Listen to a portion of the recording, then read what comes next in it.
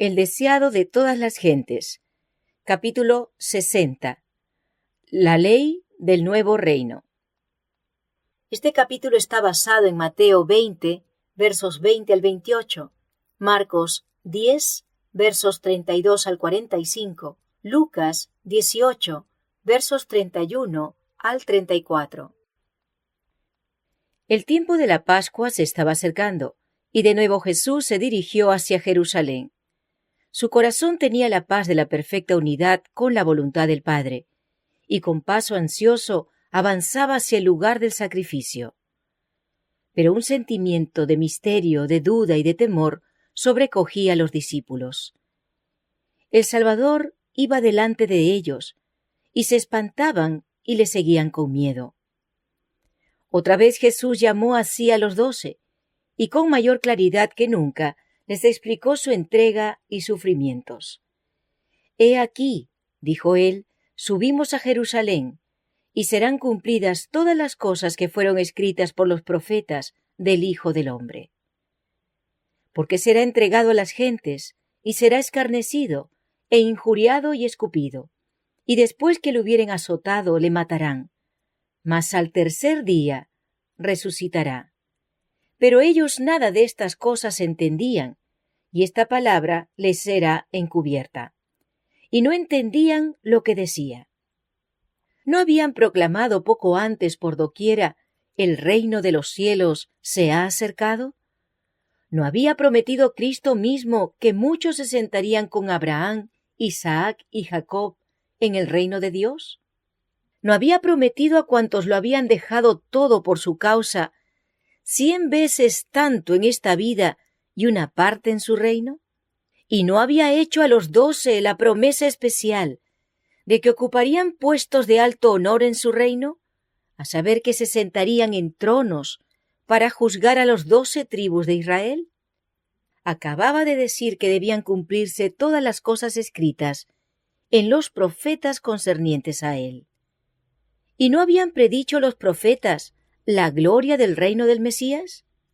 Frente a estos pensamientos, sus palabras tocante a su entrega, persecución y muerte parecían vagas y confusas. Ellos creían que a pesar de cualesquiera dificultades que pudieran sobrevenir, el reino se establecería pronto. Juan, hijo de Zebedeo, había sido uno de los 2 primeros discípulos que siguieran a Jesús. Él y su hermano Santiago habían estado entre el primer grupo que había dejado todo para servirle. Alegremente habían abandonado su familia, sus amigos, para poder estar con él.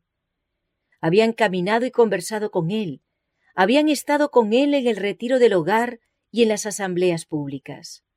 Él había aquietado sus temores, aliviado sus sufrimientos y confortado sus pesares. Los había librado de peligros y con paciencia y ternura les había enseñado hasta que sus corazones parecían unidos al suyo, y en su ardor y amor anhelaban estar más cerca de él que nadie en su reino. En toda oportunidad posible, Juan se situaba junto al Salvador, y Santiago anhelaba ser honrado con una estrecha relación con él. La madre de ellos era discípula de Cristo, y le había servido generosamente con sus recursos. Con el amor y la ambición de una madre por sus hijos, codiciaba para ellos el lugar más honrado en el nuevo reino. Por esto, los animó a hacer una petición. La madre y sus hijos vinieron a Jesús para pedirle que les otorgara algo que anhelaban en su corazón. «¿Qué queréis que os haga?», preguntó él. La madre dijo: «Di que se sienten estos 2 hijos míos, el uno a tu mano derecha y el otro a tu izquierda en tu reino». Jesús los trató con ternura y no censuró su egoísmo por buscar preferencia sobre sus hermanos. Leía sus corazones y conocía la profundidad de su cariño hacia él. El amor de ellos no era un afecto meramente humano. Aunque fluía a través de la terrenidad de sus conductos humanos, era una emanación de la fuente de su propio amor redentor. Él no lo criticó, sino que lo ahondó y purificó. Dijo: «¿Podéis beber el vaso que yo he de beber y ser bautizados del bautismo de que yo soy bautizado? Ellos recordaron sus misteriosas palabras que señalaban la prueba y el sufrimiento, pero contestaron confiadamente: podemos. Consideraban que sería el más alto honor demostrar su lealtad, compartiendo todo lo que aconteciera a su Señor. A la verdad mi vaso beberéis, y del bautismo de que yo soy bautizado seréis bautizados, dijo él. Delante de él había una cruz en vez de un trono, y por compañeros suyos, a su derecha y a su izquierda, 2 malhechores. Juan y Santiago tuvieron que participar de los sufrimientos con su maestro.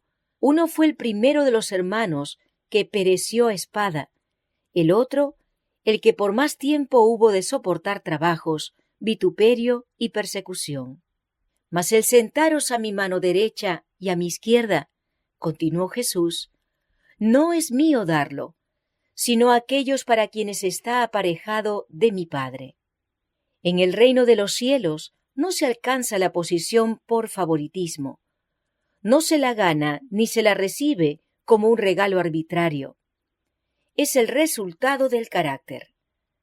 La corona y el trono son las prendas de una condición alcanzada, son las arras de la victoria sobre sí mismo por medio de nuestro Señor Jesucristo. Largo tiempo después, cuando se había unido en simpatía con Cristo por la participación de sus sufrimientos, el Señor le reveló a Juan cuál es la condición de la proximidad en su reino. Al que venciere, dijo Jesús, yo le daré que se siente conmigo en mi trono, así como yo he vencido y me he sentado con mi Padre en su trono. Al que venciere, yo lo haré columna en el templo de mi Dios, y nunca más saldrá fuera. Y escribiré sobre él el nombre de mi Dios y mi nombre nuevo. El apóstol Pablo escribió: porque yo ya estoy para ser ofrecido, y el tiempo de mi partida está cercano. He peleado la buena batalla, he acabado la carrera, he guardado la fe. Por lo demás, me está guardada la corona de justicia, la cual me dará el Señor, juez justo, en aquel día. El que estará más cerca de Cristo será el que en la tierra haya bebido más hondamente del espíritu de su amor desinteresado, amor que no hace sin razón, no se ensancha, no busca lo suyo, no se irrita, no piensa el mal. Amor que mueve al discípulo como movía al Señor a dar todo, a vivir, trabajar y sacrificarse, aún hasta la muerte, para la salvación de la humanidad. Este espíritu se puso de manifiesto en la vida de Pablo. Él dijo: porque para mí el vivir es Cristo, porque su vida revelaba a Cristo ante los hombres. Y el morir es ganancia, ganancia para Cristo. La muerte misma pondría de manifiesto el poder de su gracia y ganaría almas para él. Será engrandecido Cristo en mi cuerpo, dijo él, o por vida o por muerte. Cuando los 10 se enteraron de la petición de Santiago y Juan, se disgustaron mucho. El puesto más alto en el reino era precisamente lo que cada uno estaba buscando para sí mismo, y se enojaron, porque los 2 discípulos habían obtenido una aparente ventaja sobre ellos. Otra vez pareció renovarse la contienda en cuanto a cuál sería el mayor, cuando Jesús, llamándolos así, dijo a los indignados discípulos: ¿sabéis que los que se ven ser príncipes entre la gente se enseñorean de ellas, y los que entre ellas son grandes tienen sobre ellas potestad? Mas no será así entre vosotros. En los reinos del mundo, la posición significaba engrandecimiento propio. Se obligaba al pueblo a existir para beneficio de las clases gobernantes. La influencia, la riqueza y la educación eran otros tantos medios de dominar al vulgo para que sirviera a los dirigentes. Las clases superiores debían pensar, decidir, gozar y gobernar. Las inferiores debían obedecer y servir. La religión, como todas las demás cosas, era asunto de autoridad. Se esperaba que el pueblo creyera y practicara lo que indicaran sus superiores.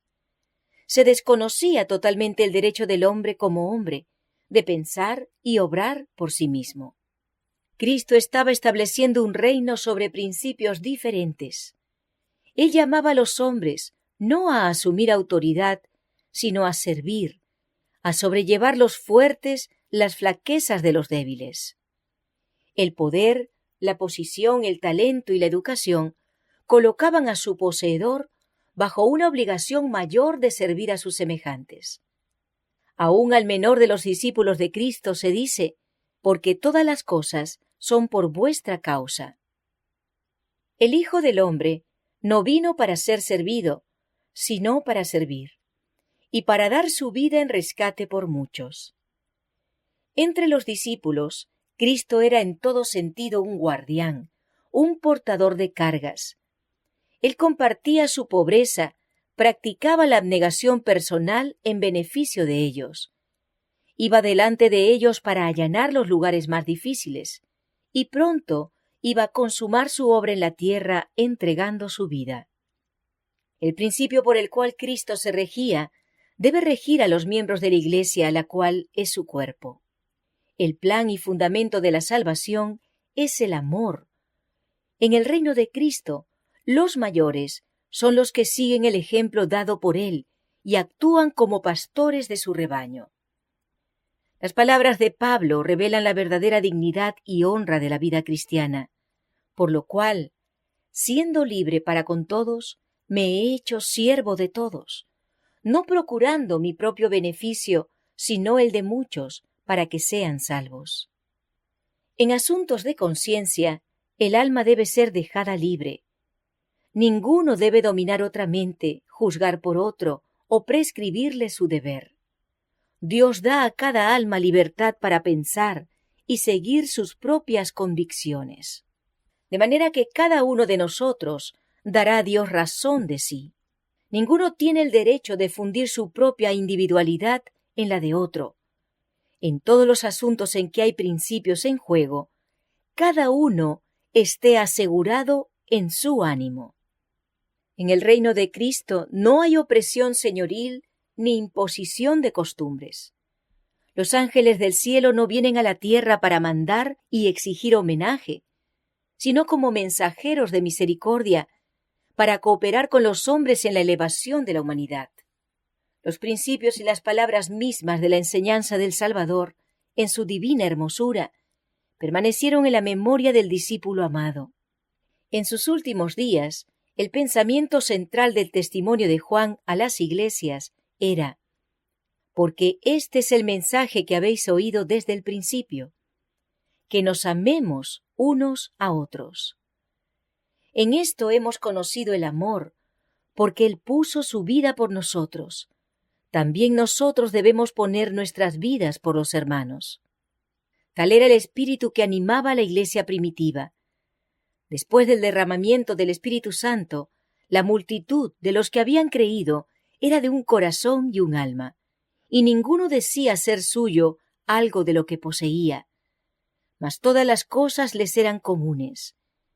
Ningún necesitado había entre ellos, y los apóstoles daban testimonio de la resurrección del Señor Jesús con gran esfuerzo, y gran gracia era en todos ellos.